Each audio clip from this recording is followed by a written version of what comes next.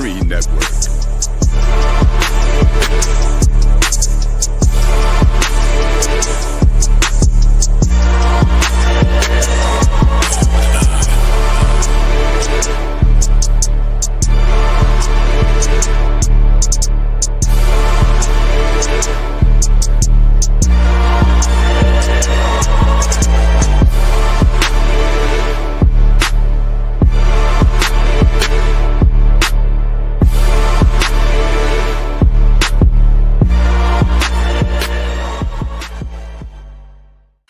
Bring back that beat, Trey. Mic check.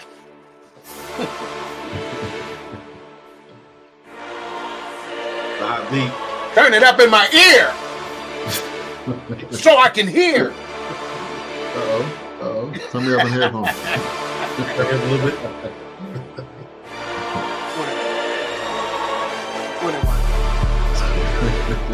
21.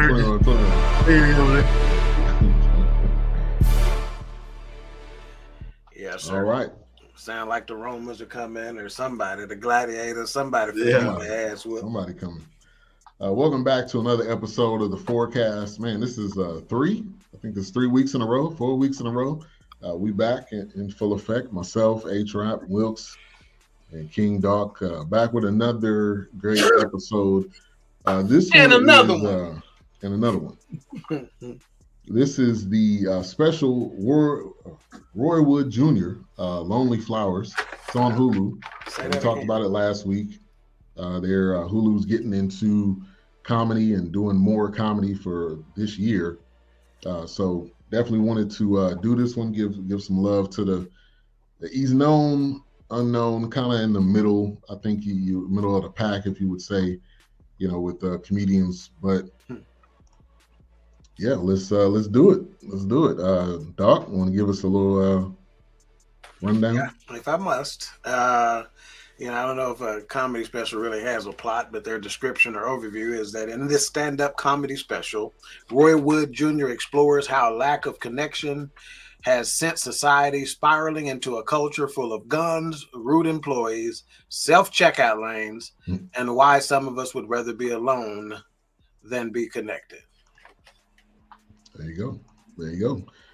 Again, available on Hulu. I would just say check it out. And just to, if you don't know who he is, you probably have heard his prank calls that he does. I would say don't check it out. Go ahead. He's starting off early. But check out his prank calls is more the thing what he's known for. Can we go now? He's also on, he was on The Daily Show. He got some stuff he's doing on there. Didn't even know that. Fun fact. All right, so initial thoughts. Doc, I'll go you first. Yeah. Let me just say this. I'm going to admit the fact that I really wasn't excited about watching this going in. It's not in fairness to this gentleman at all, because I only knew about his prank calls, and that's when you're watching Nephew Tommy prank calls on YouTube and they run out of new videos to watch, so it sends you into the next level. They go over to him, and so I've heard a couple of his prank phone calls. I don't even know what state he's in, what radio station he's a part of, anything, but I wasn't excited about having to watch this because they never struck me no kind of way. After watching the special, though, ain't a damn thing changed. All right, A-Trap. I thought it was great. Quintessential comic. I enjoyed every second of it. I was with him on the Daily Show. I watched his show on CNN. Roy Woods Jr. is the essence of comedy, if you ask me. He is insightful. He knows how to tell a story. He is a bit of Carlin, a bit of Kennison, bit of Pryor. He is like I'm saying, hip hop. He's your favorite rapper's favorite rapper. He's your favorite comic's favorite comic because he does comedy the way I think comedy should be done. Yeah, that name is a tongue tire though. You need to change that to something else. But anyway, Wilkes. Well, I was living under a rock because I don't know who this guy is. Never even heard of him. So I've obviously been living under my mom's right breast. So it's one of these things where when I was watching this, I do like the bullets that he pulled out as far as like people just not connecting anymore or people being standoffish. And, kind of those points where it seemed like you could tell he was getting, it's like, hey, these things are really, I've learned how to make them lighthearted, but these things have really kind of stood out to me. I've really kind of noticed these things, and I want to shed a little light on them or put them under the microscope or the magnifying glass. So, this is actually my first introduction to him. So, like I said, I've been living under a rock. I didn't really know who he was. And I kept, and it was so bad because I was getting mad at myself. I was like, dang, this show must suck because it's not on Netflix. And then I forgot we said it's on Hulu. I was like, oh, it's on Hulu. That's why. I thought it was sucking so bad and Netflix pulled it. I was like, what? I was like, what? That's my fault. My fault. But I enjoyed the points of like him just addressing the disconnect and the customer service, and Ben can attest to that. How?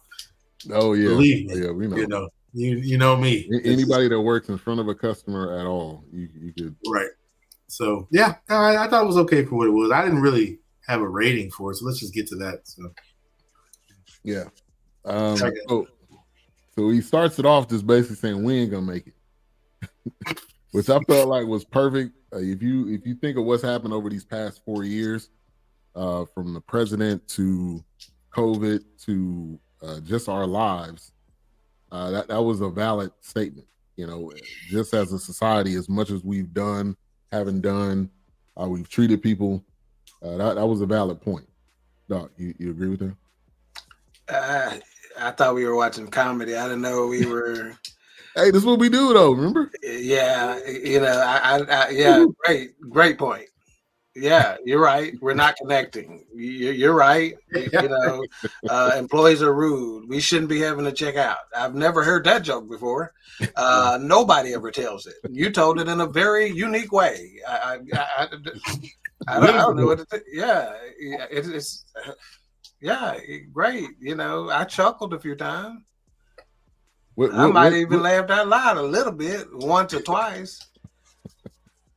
What did you like about it? Give me 1, 2 things. That it was over. Let me scroll my notes a little. Oh, okay, here it is. It started the same way he ended. So he ended it with the same line he started with. We're not gonna make it. I don't know if y'all caught that. Like comedy, yeah, that's like comedy. He did the comedy 1-2 punch, which is to tie back in your jokes. The seven guns thing. Yeah. He tied that back in nicely. Even the omelet guy. And I'm somebody who we go to comedy. My wife and I go to comedy clubs. So We've done this. Jeff in the building. What's up, Chef Jeff BFF? For years, years and years and years and years, and that's what we do. And I even like some comics who I don't know. Like my wife and I can go to a random comedy club on a random night and enjoy it. At some point we sat and we looked at each other like, I'm like, how long has this been? It had been 48 minutes, and I thought it had been an hour and a half. Oh, it was a long, man. I have to say, I kept pausing it. I'm like, man, it's got to be almost over. I was like, dang, it's 24 minutes? Jeff said it just wasn't funny. It just wasn't funny. I don't dislike the guy.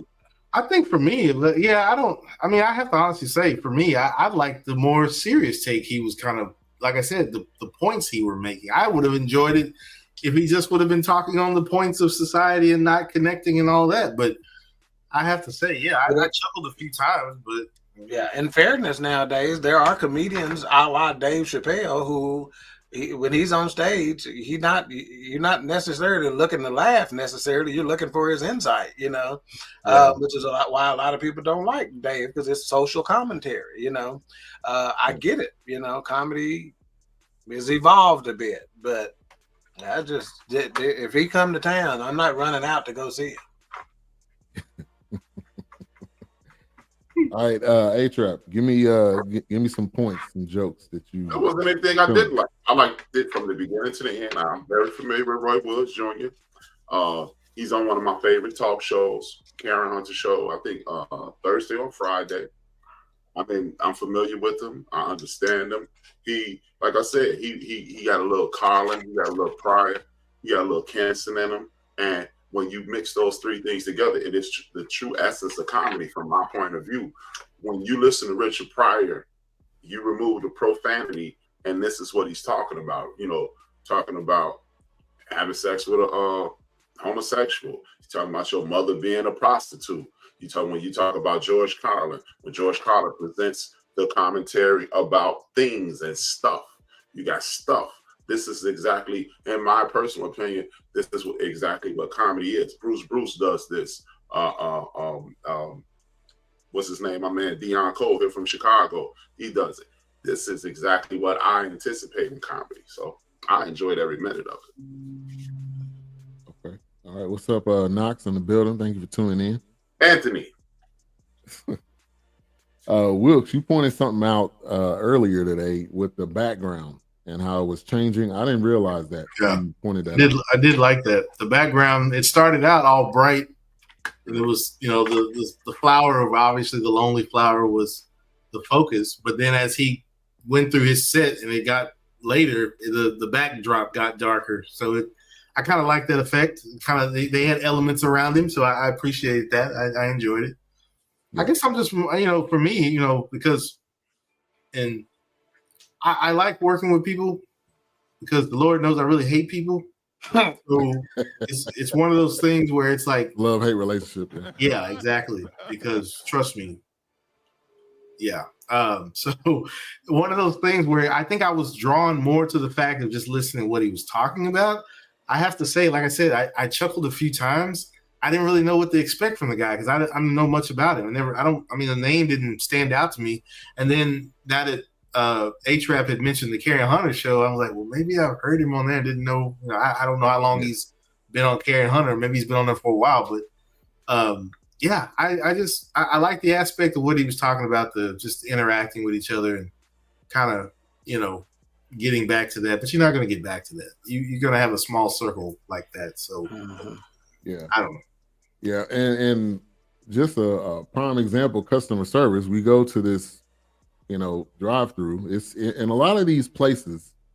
They're younger people or people that just don't really care. Like he was saying, you think the person at McDonald's gonna be mad?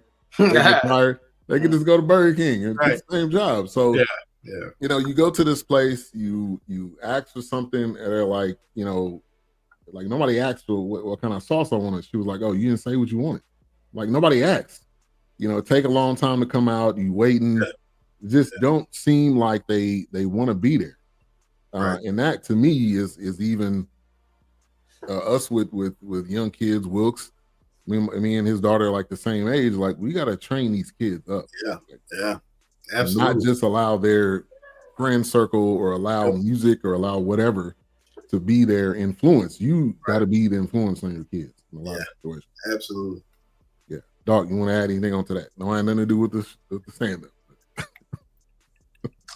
Talk about the customer service aspect of it. Yeah, I'm saying like with kids and teenagers and training them up to. Yeah, no doubt. I have a 16-year-old in the house, my daughter, and I am very serious about putting on a display of exactly how I think she should get down in life, you know, because I have said several times here over the last, you know, couple of months or so that, you know, in essence, you know, when they get to be teenagers, I got like 2 years left to get you ready to be out there, you know. So, you know, her mom has done a great job. She's a fantastic young lady, you know, but this world is rough, you know, and it will chew you up and spit you out, you know, and, you know, and if you can't stand on your own too, you know, it can be rough, you know. So, you know, relationship building for me is one of them. And part of that is interacting with,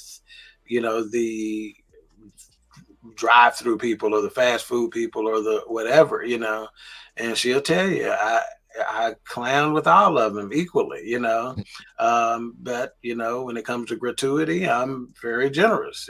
But when it comes to uh, uh, complaining, you know, like if I don't get good service or whatever, I'm gonna put in that time as well, you know. So it's one of the reasons why I think I compliment just as much as I complain, if not more, you know. So yeah, you know, with your kids, again, they're gonna mimic what they see us do. They're gonna be more likely to mimic what you do than do what you say. Right. Yeah. That old saying, "Do as you do, do as I do, not as I say," or do as I say, not as I do. Do as I say, not as I do. That ain't gonna work. That don't work. Right. That don't work. What's up, Wanga, in the building? Thank you for tuning in. Wanga. A-Trap, you want to add anything onto that? Yeah, like I said, I mean, this dude he represents comedy in its rawest form. Like I said, when you watch Carlin, when you watch Kennison, when you watch Dangerfield, they talk about things. Joan Rivers was also excellent at this. They talk about things that are annoying, and they galvanize the audience with the obvious. It's called observation comedy. You put the ills of the world in front of the world in a comedic way, and it spurs conversation. When you leave the show, you're talking to the person. It is, in essence, what's truly wrong with the world today. And from my perspective, the art of conversation has truly died because we are just sharing memes. We're sending text messages. We don't know how to engage. We listen to respond. We listen for trigger words. We don't even, we like I say to people all the time, God makes it so you can hear, but do you actually listen to the person that's in front of you or you're engaging with? Because you can tell when people only take bits and pieces and they respond to the bits and pieces and not the entire paragraph. This is why I appreciate Roy so much. Roy identifies these problems. And Wilkes Friday is the day he's on Karen Hunter. And you'll hear his commentary on a regular basis. And he's a very thoughtful, he's one of the people who used to write for John Daly. This is comedy. This is comedy. This is just right there. And that's what I truly appreciate about it. Now, and also, if you want to add on to the conversation on teenagers and customer service and training up your kids and especially that, you know, and again, this is the social commentary portion of it. When you look at things from a comedic perspective, it's easier to correct someone's poor behavior when you can actually correct yourself, self-check yourself with comedy. That's one of the things that's beautiful about comedy. It takes the ugliest part of the world, racism, disrespect, inability to communicate, inability to relate, and it allows you to take a step back from who you are and how you see the world and show the world and hold a mirror up to the world. This is why I really dig comedy and hip hop in its purest form, because it's presented to you in a way that if you just stop, inhale, and you know, spit out, chew up the meat, spit out the bones kind of situation. So that's why I really appreciated it. Yeah, I think he has an ability to be able to identify real life situations and get what should be the comedy out of it. I suppose for me, it's just that I don't think his delivery is one of the greatest. You know, I think his delivery is just lacking for me. You know, insight. In fact, one of my notes I put, "Wise, not funny." You said why it's not funny? Wise, not funny. Oh, wow. In other words, there's some wisdom, you know, and there's some insight, you know, which, you know, I mean, think about it. There's a lot of wise, insightful gentlemen who are writing for, you know, other comedians or shows or whatever who make a career out of it, you know. So that's how I see it, you know. And I think he was good at telling stories, but was it funny all the way through? Was the punchline funny? You know, it was hit or miss. But I think he was good at telling the stories. You know, I watched this probably like 2 weeks ago, and I just kind of jotted down stuff today, like what I remember. And I remember some stuff because it was topics, like Wilk said. It was topics of what he was talking about. But actual funny part of it. So this is a kind of a parallel to the Jamie Foxx, which I wanted to bring this up. This versus Jamie Foxx. Which one would you go back and maybe easy answer, but which one would you give a up to? That's easy to me.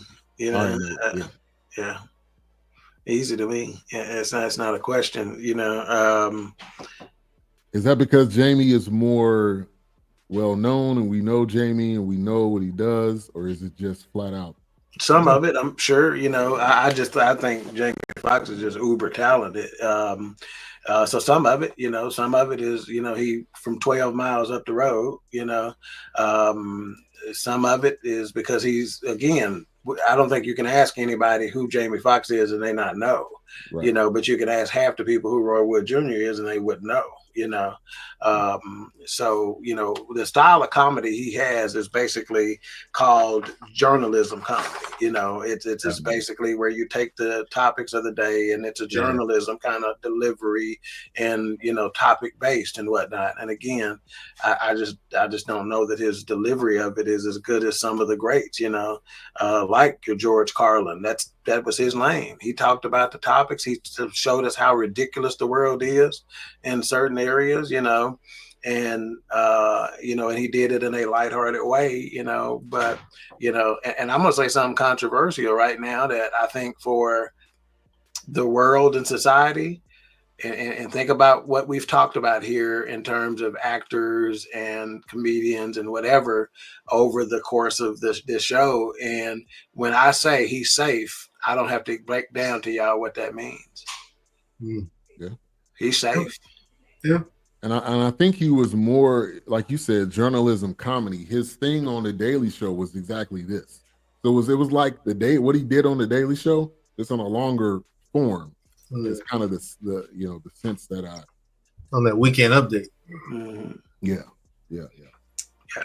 Wilkes, I don't know if you agree. Jamie over this? Oh, yeah, absolutely. Absolutely. But like I said, I may not even be giving him a fair case because like I said, until A-Trap mentioned it. Showers, thank you. And I think I don't remember this guy. This name was new for me, so I was kind of like, oh, this is someone. And honestly, it was just one of those things where I didn't know what to expect. I didn't know if I was gonna like, oh man, this dude's hilarious. I had never even heard of this guy. You know, I didn't know what to even expect going into it because. And another thing, another benefit I'll give him too is that comedy over TV is a lot different than comedy live. You know, you know, and that may skew me a little bit too, is because I've seen so much live comedy, you know, and there's a certain energy that comes with it. You get a certain lift from the crowd, you know, when you're there as a comedian. So I may have been busting a gut, you know, watching him live, you know, but I'm generally going to have a couple of Blue Hawaiians and a couple of Long Island iced teas when my wife complained that the Blue Hawaiian is not strong enough.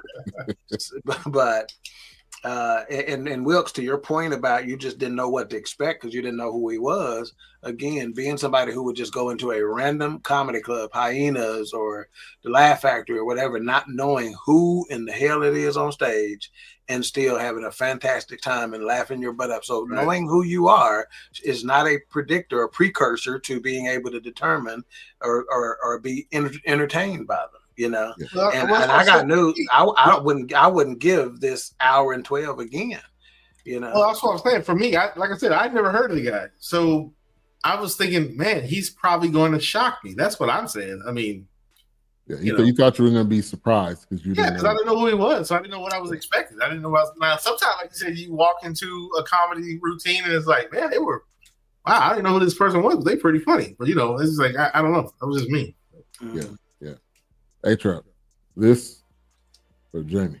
I think it's about the same thing. Jamie was very insightful. He it was like a coming out party for Jamie. He was letting the world know I'm back. Roy this is a continuation of his other specials that he had. He had Son on one of them. He was talking about fatherhood. I mean, I'm very familiar with Roy. This is my lane. You know, this is where I am in regards to comedy. This is what I do. So when I saw it, I was right, you know, like Ali Sadi and that type of comedy, you know, when you Bazeer, what? That's his name. Brazier. Are you sure? Have you ever pronounced it before? No. It's Brazier. I'm like, it's Brazieris. Brazier. I just said Brazier. But you said Brazier at first. That's what I say. Okay, man. Okay. Go ahead, A-Trap. See you was rude. I'm done. Yeah. Now he mentioned one of the great storytellers to ever do it, as far as I'm concerned. That's Ali Sadiq. And Ali Sadiq ain't even, again, it's a delivery thing. Appreciate that. You're looking out. Put it on there phonetically for this young man. ELP, hold it down. I'm just gonna call him 420. I know what that's about. But yeah, Ali Sadiq, like I said, one of the greatest storytellers. And if you have not caught his Domino Effect Part 1, 2, 3, 4, do yourself a favor. I have not. And let me explain something to you about that Ali Sadiq. Like Domino Effect 1, 2, 3, 4. He takes a section of his life and just tells the story. Like he takes it, he say, okay, the first part of my life, I'm gonna tell you from age 6 to age 10, and the ages may be wrong, but you're gonna get my point. Then I'm gonna tell it from age 11 to 15. Then I'm gonna tell you from 16 to 19, and he'll end that one with, and then I got arrested, and that's the end of the show. And then the next Domino Effect, he'll come up and he'll pick up right there, and he goes for an hour and a half, and he's great telling the stories about his uncle and his daddy and the difference between how his daddy and his mama raised him and stuff like that. One thing that I did on YouTube, isn't it? Yeah, he's on YouTube. I think he's doing this self-publishing thing, so he can keep some of the capital, I'm willing to bet. And he's done time, like he done real time, stuff like that. And I want to say he did one of these A-Trap, you being a Sadiq fan may know, I think he did one in a prison, to prisoners, a show to the last one was in the prison that he did time in. Yeah. And he's a drug dealer, and he was, this dude is he a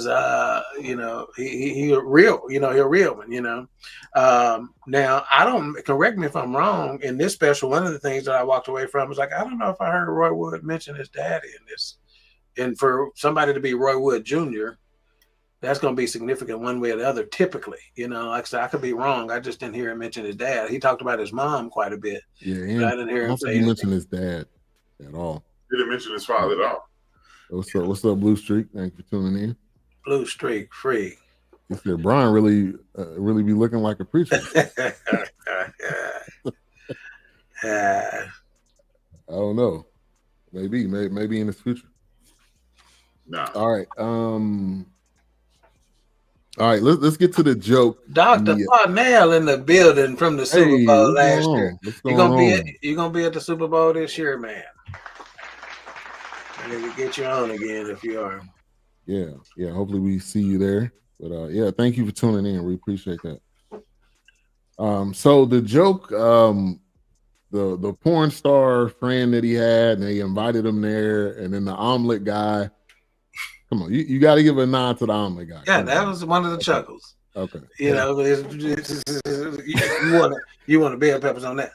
Yeah, that got me a chuckle. Yeah, that's what I said. It wasn't until I didn't. I had my moments, but it was just like, oh, yeah. And you can just like envision that. That's the storytelling part. You can envision something going on over here, an orgy going on over here, and a dude over here making an omelet. Yeah. Asking them what they want on the omelet. Like now see, so thinking about that, think about how many of the comedy shows we watched, whether it be the Eddie Murphys or the Richard Pryors or the Martin Lawrence when he was, I'm gonna be all right. That one, I'll bust your fucking, that one that everybody knows, right? Yeah.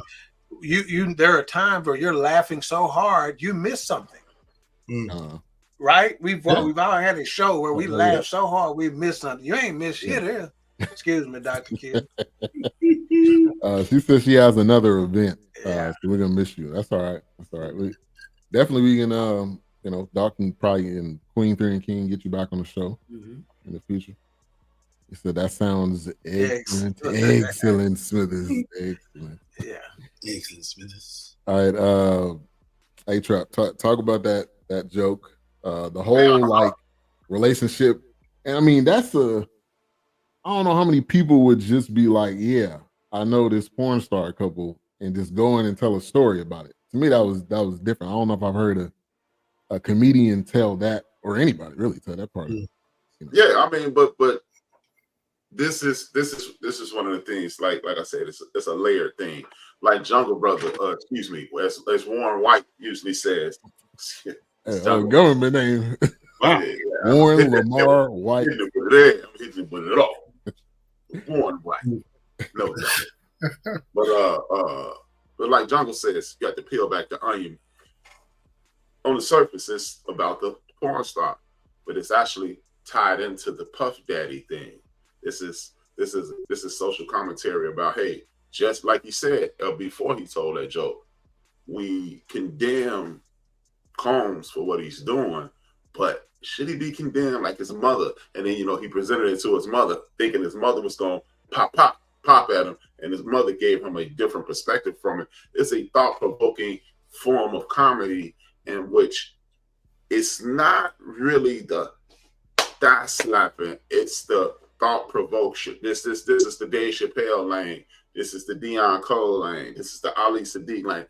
These are the guys who are doing this at this point. Even as far back as 40 years ago, well, actually it'll be 42 years ago now, with Bill Cosby, when he was doing The Dad Is Great.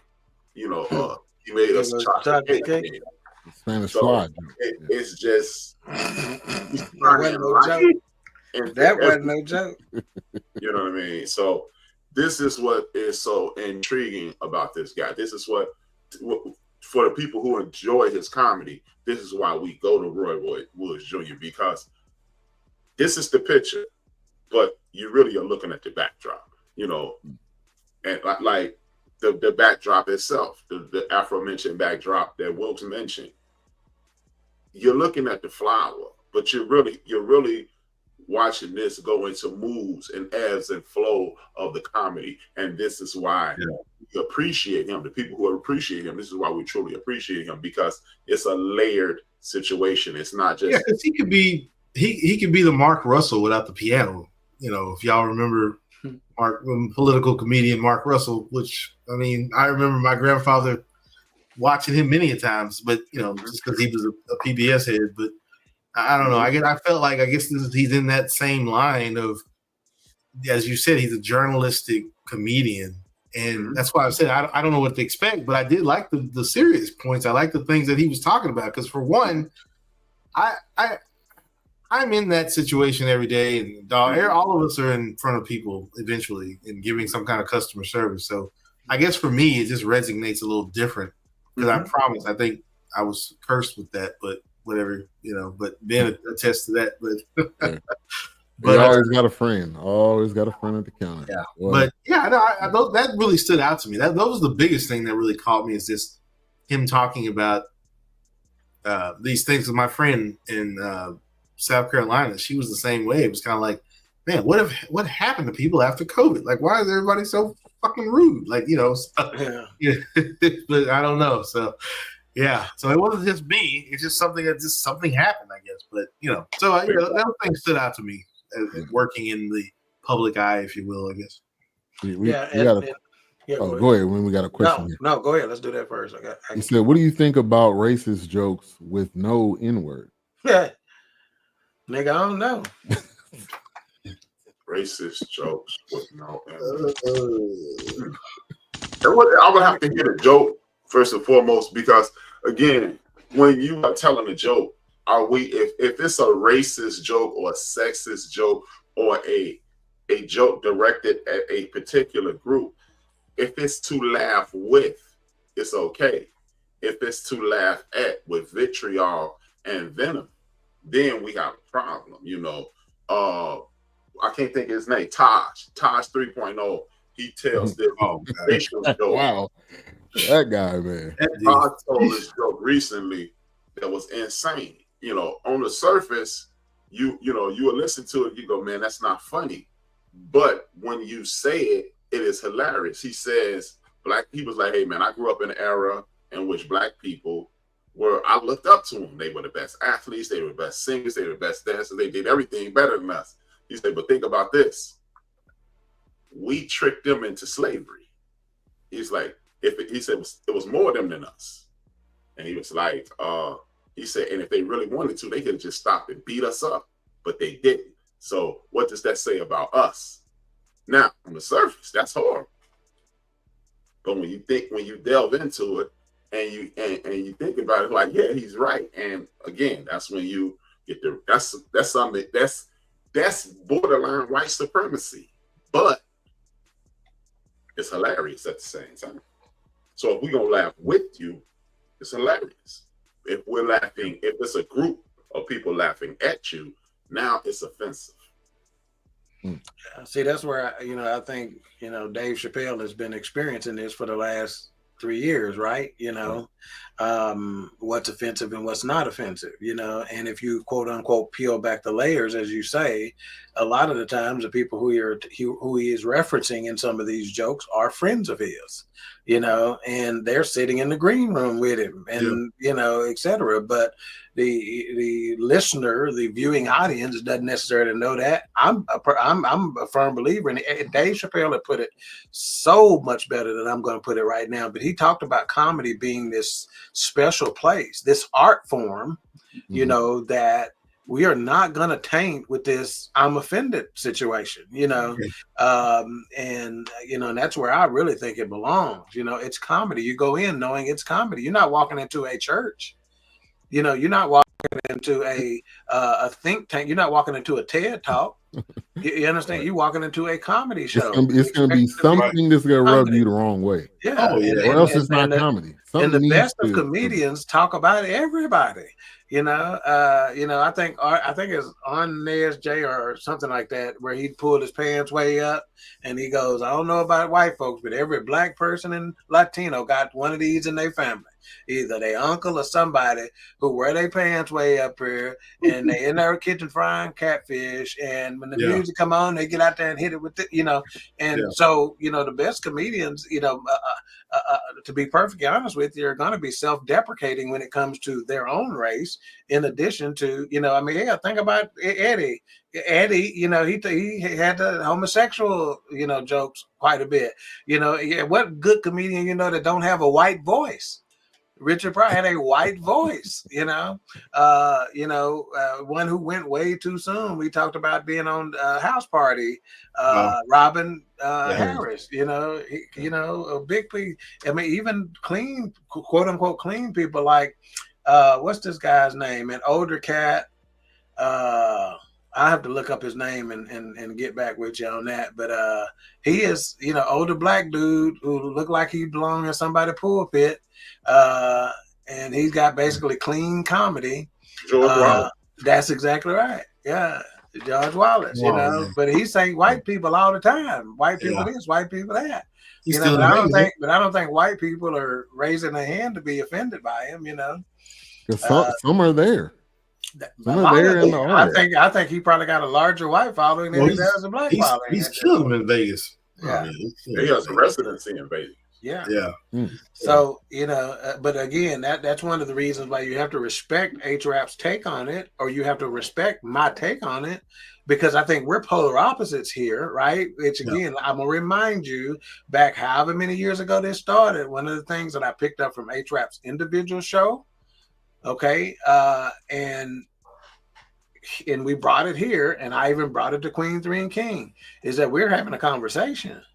It's okay, we may disagree, and we're not tripping, right. About the disagreement, and if you're wise about it and you really keep an open mind, you may learn something, and so I try to. So again, comedy is art, just like rap is. Right? Like he may have an artist where that's why that's such a great debate on, is it Kendrick or is it, what's the white Canadian name? Drake. That's not the white Canadian name. That's not a debate though. I don't like that. Is it, but you get my point though, right? Yeah, Tupac or Biggie, or that's one of the that's the beauty. I just want to throw a knife in Drake's back. Yeah, the beauty of the art, right? And just as much as it is a canvas, I got some canvases in here. I promise you, I promise you, I've been surprised that people went to it. I'm like, that's the one I thought y'all would hate. I got that one. I loved it. But it was really a space filler because I got a bunch of damn walls to fill in this sucker, you know? Yeah. Everybody walks in and said, man, I really love this piece. And I'm like, you do? You know? And so again, art is up for interpretation. This is art. Yeah. I wouldn't hang the shit on my wall. You might.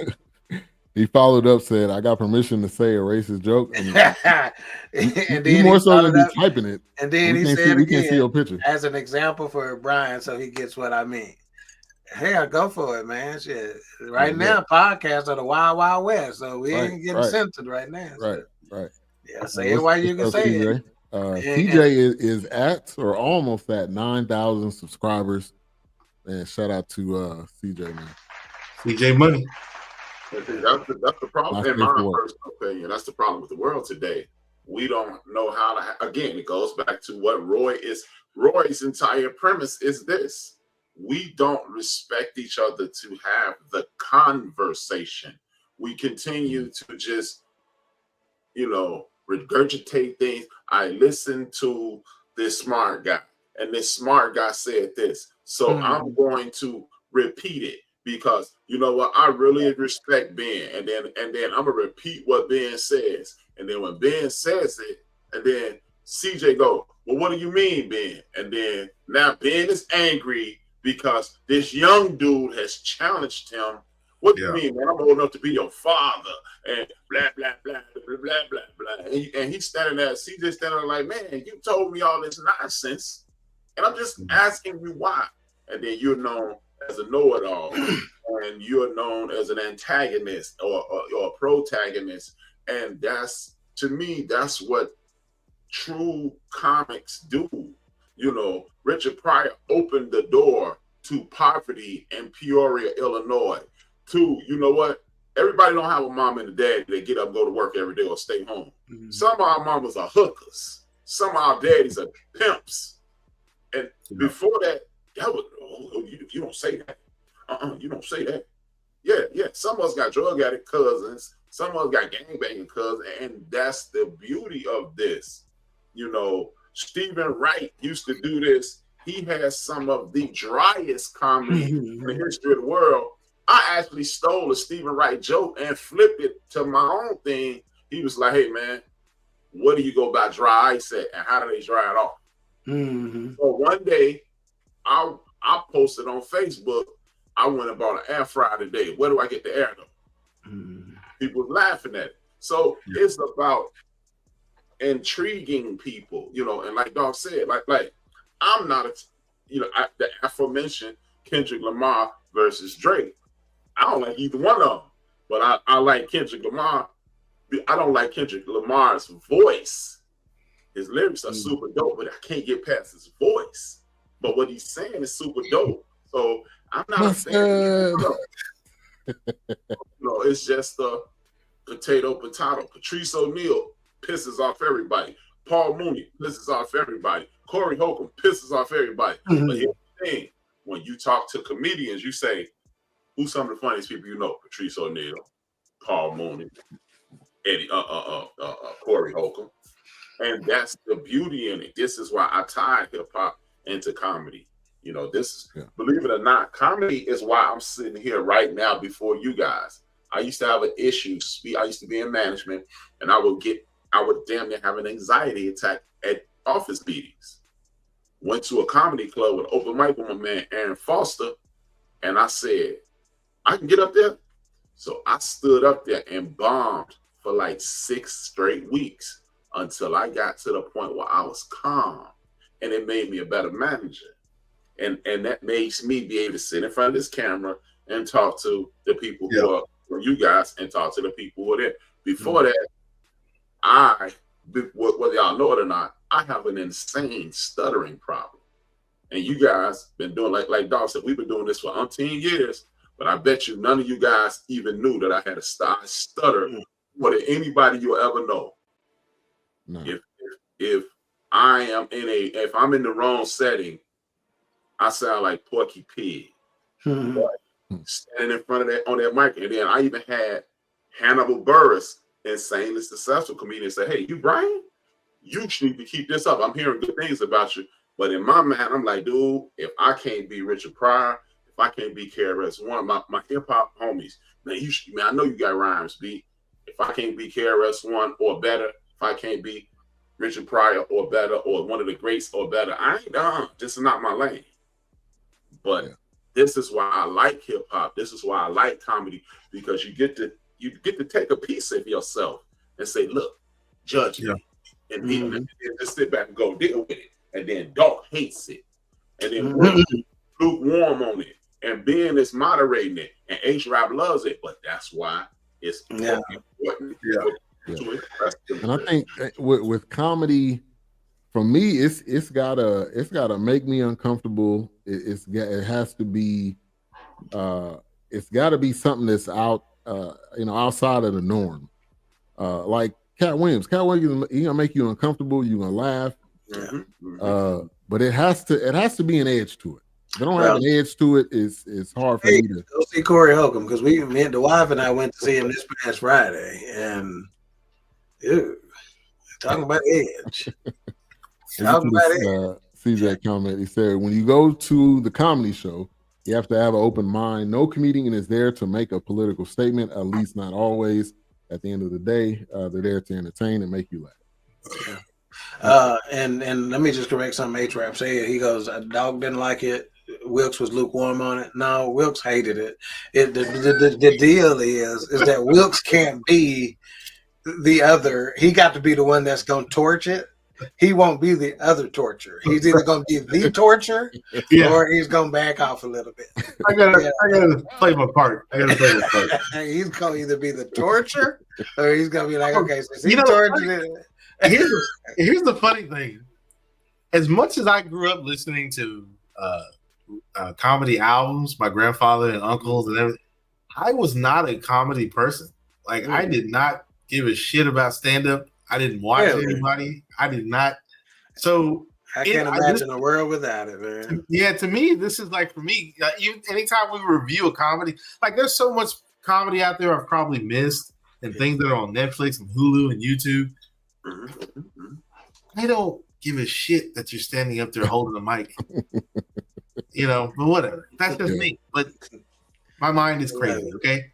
I think that's why I like it so much too. It's really, like H-Rap says, it's the most vulnerable you can be. Right. Think of, you've heard painters and musicians and composers talk about when they put them pieces out there, they're like, right. They like it. So imagine doing that live. Right. You know what I'm saying?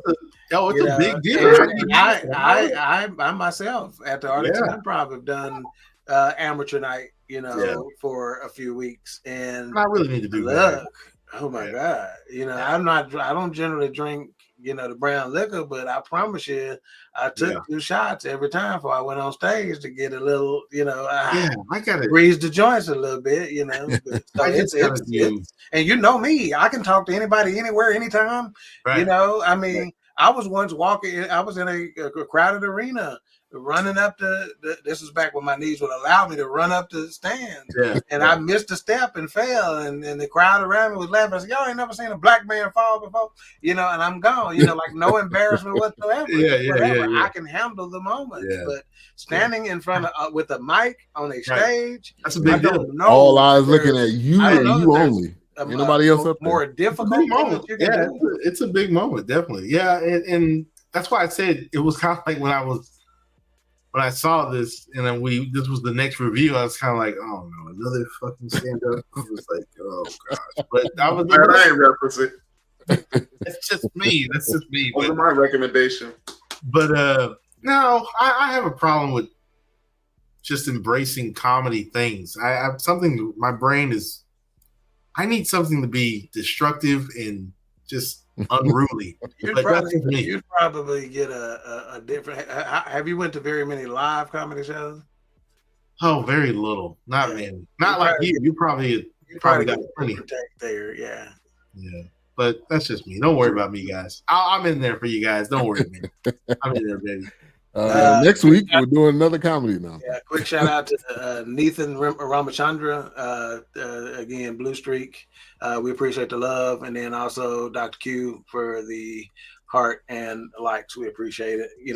Pardon me. Sorry if I ran you off. No, all those listening on the Twitter or X channel of BS3 Network, the End of the Bench YouTube, the Fourcast YouTube, BS3 Network YouTube, the BS3 Network Twitch, my personal Facebook, Ben's personal Facebook, and the BS3 Network Facebook. We appreciate you.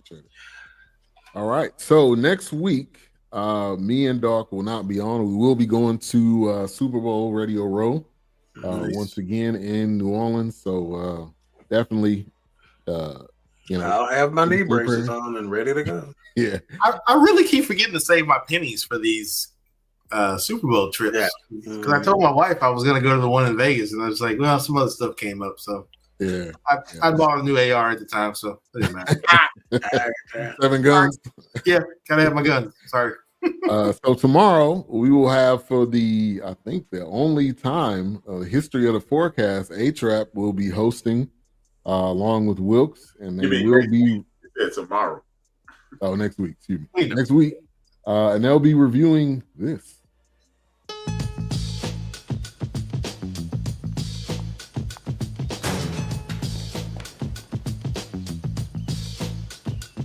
Yes, baby.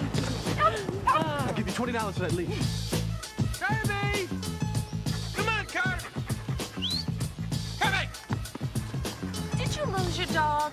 Oh, yeah, I lost a white Springer Spaniel with brown spots on named Kirby. You ain't got no romance. Excuse me. I am the most romantic cat both of you know. Kirby! Wait, let me give you my number, because I'm not going to be able to sleep until I know you found him. Do you have a pen? Do I? Man, stuff like that never happens to me. Man, stuff like that never happens to anybody except for Marcus. Spend the night with me. Oh, Christy, no, it's just too soon. The only reason stuff like that happens to me all the time is because I pay attention to women. Check it. It's like Jet Magazine. I've been working here about 9 days. Been on time most of the time, even when it rains. Don't you think it's about time we talk promotion? We're colleagues. We can discuss business. Marcus. I'm talking about a business dinner. Just business and straight and discussing our work. There's other things in life besides sex. Come on, how about sharing, commitment? You get to get in touch with your feminine side like me. Starting to sound low on the soft side. I'm trying to impress you, you know that. I know it. Now, where'd you get the mushroom shirt? I got to know. Well, the secret is you got to coordinate. Most people don't coordinate. See, you got to coordinate. Look what I got. Stop! Haven't you ever seen a guy and thought he was attractive? Women do stuff like that. You see other girls and you say, oh, she's cute, or her hair is nice. But guys don't see other guys and go, oh, look at his shoulders. We don't do that. Now, you know what your problem is? You need more romance and less dopamine pincher. That's what you need. Oh, God. I am Mr. Romance when I meet a woman, and then once I hit it, I lose interest, but that ain't my fault. Where are you going? I have to give a speech in the morning to the board of directors. But thank you. You were great. God, Marcus, I was so tense when I got off the plane, but you really relaxed me. Call me.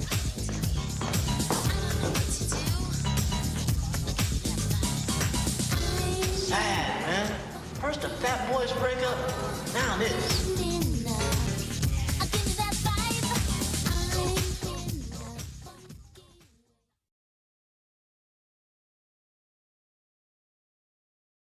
All right. So next week, the legendary throwback Boomerang, A-Trap, and Wilkes. Man, that is Eddie was I don't even know how to say it. Eddie was just legendary, man. That movie definitely did things, I think, for relationships in that time. And then you drop the Tony Braxton album on there. I was like, no, that soundtrack was insane. Yeah, that soundtrack was crazy. Yep, no doubt about it. And you got a little of the white voice from Eddie. Talking straight business, Yeah. He was good. Chris Rock and his young form. Yeah, David Allen Greer. Who's good at stand up. I've seen David Allen Greer live. He's fantastic. Wouldn't expect it. He was fantastic. Yeah. Bang, bang, bang, bang, bang. Coordinate. Which he was with his wife again from House Party. Yeah. I saw him live. He's fantastic. But yeah, so Boomerang, that's a classic. That's a culture classic, Yep. A culture classic. I hate that we're gonna miss that one. All right. So as we kind of round this out, I did want to touch on one other topic. The audience. From what I can remember, I don't know if they were necessarily, they were laughing, but were they? I think there were a few. I think there were a few laughs here. It's ironic that you said that because I said not a lot of audience laughter. Quiet in this motherfucker. That was right. Spotted. It's kind of like here and there. But. Yeah, and I mean, I'm sure they probably edited, which means these was the best jokes. Because if you be editing out something, you edit out the lower. I'm sure did. The lesser of the jokes, but we gave it a chance once again. Hey, real quick, I noticed David Chappelle mentioned something about being finished with his Netflix deal. Is he done with Netflix? Is he going to something else? Or? The highest bidder. No, because he producing a special with Earthquake in later on this year. So no.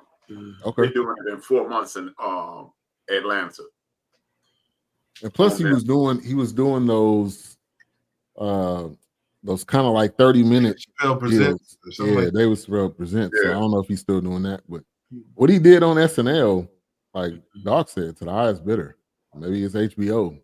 Oh, absolutely. Whoever it is. Apparently, Lorne Michaels they have to pay. If Hulu is trying to get in the game, that's how you get in the game.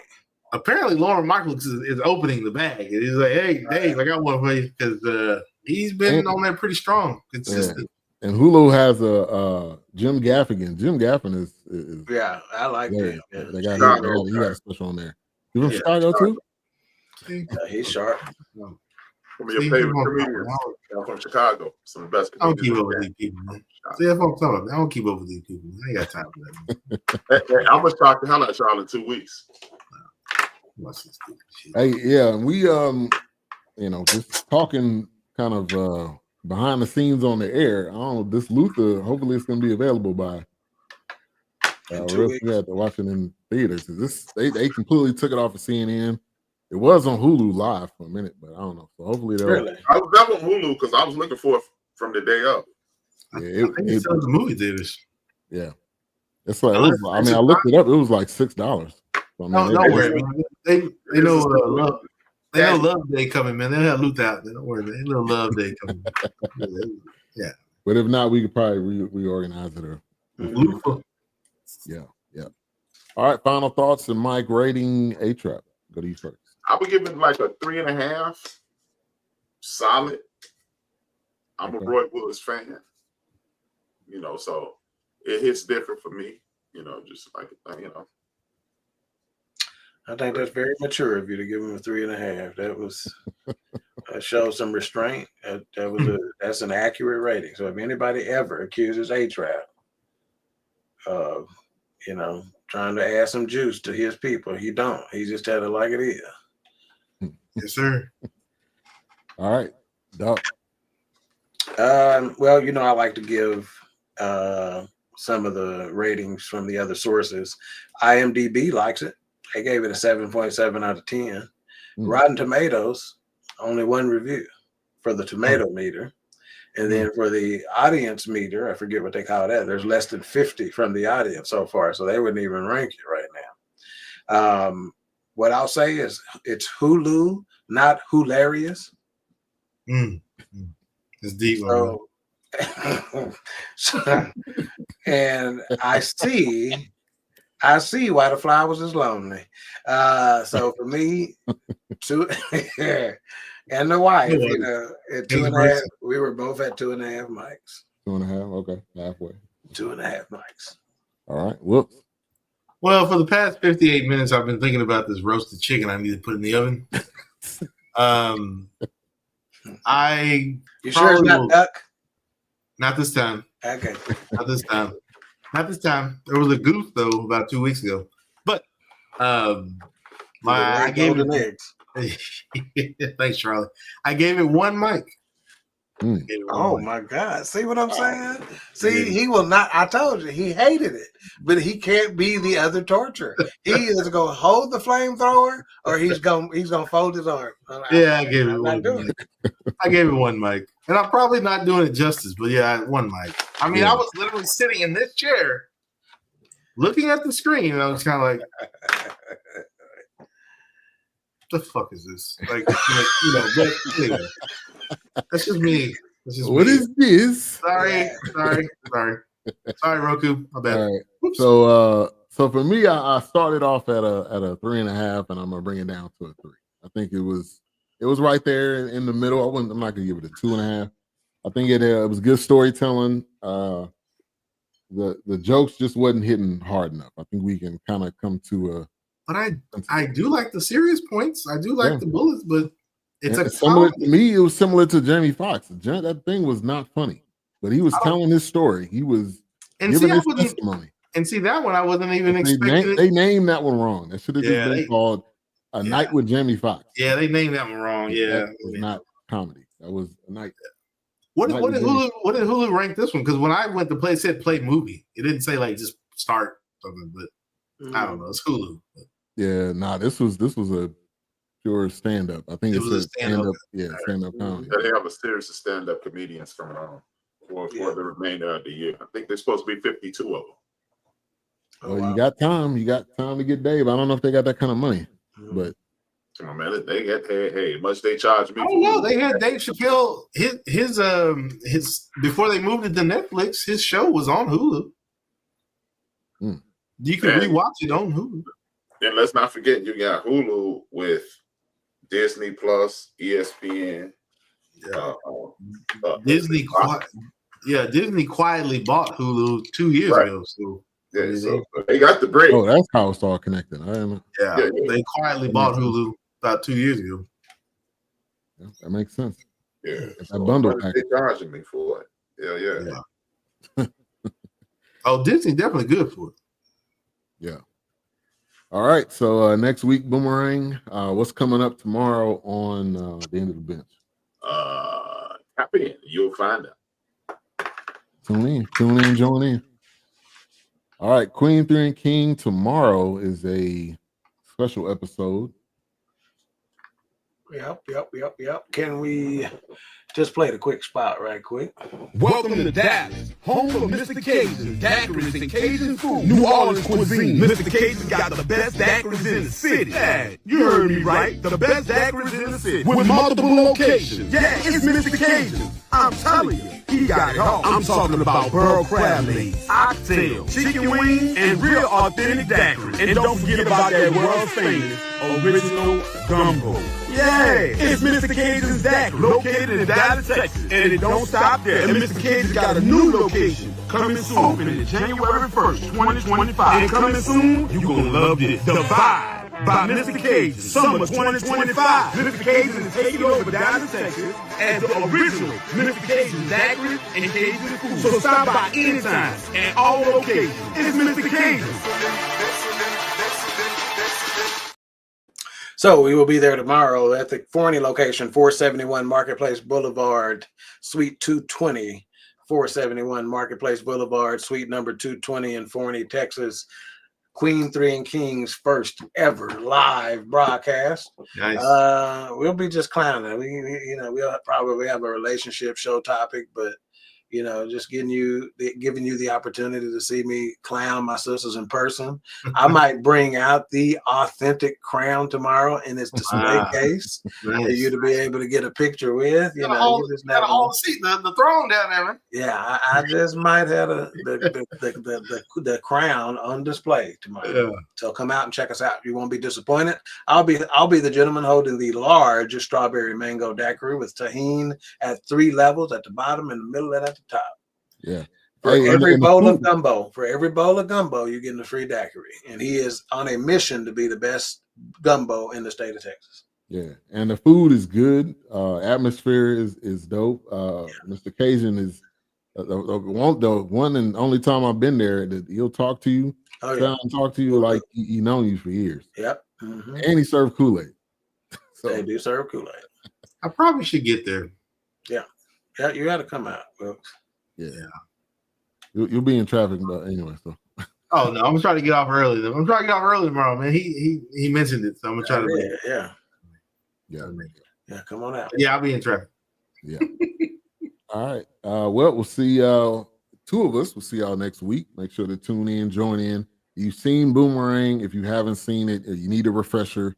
Go see it so you can join in next week. And A-Trap, go ahead and close us out. It's 2025. I got it. And if I owe you, so what? Get it from God. Your bad.